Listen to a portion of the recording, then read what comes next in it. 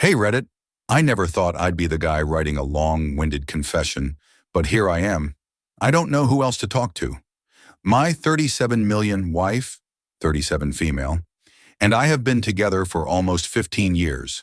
We were best friends, partners in everything.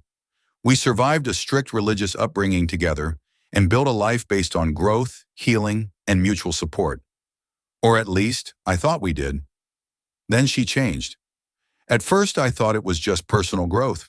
I encouraged it. After all, neither of us had much control over our lives growing up. But over the past few years, things have taken a turn I never expected. Now, I barely recognize her. The shift started after our second child was born 7 years ago.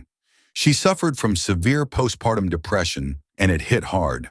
She was in bed for days, unable to care for the kids, barely able to function.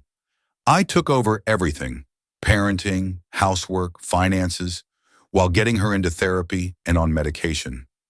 I didn't resent it. I just wanted her to get better. And for a while she did. She started engaging again, being present with our kids, with me. She started smiling again. I thought I was getting my wife back. But then the changes kept coming. She came out to me as gay, or maybe bi. She wasn't entirely sure, but she made it clear that she was still very much into sex with me. That was a lot to process, but I wanted to be supportive. I figured we'd work through it. We always had before. Then she told me she was a witch. At first, I thought she was joking. She wasn't. She started talking about psychic abilities, energy work, past lives.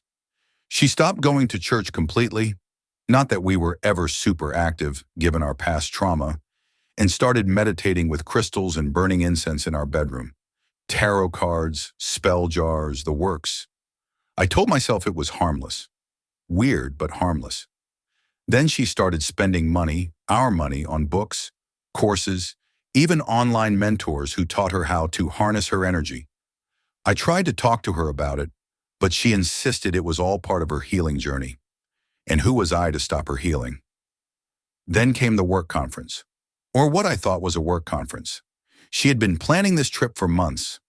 Bags packed, arrangements made. But the night before she left, she had a stroke. A stroke. I thought I was going to lose her. At the hospital, the neurologist asked if she was on any antidepressants. Of course, she was, or so I thought. Turns out she had stopped taking them. Months ago. Without telling me. Why? Because the trip wasn't for work at all.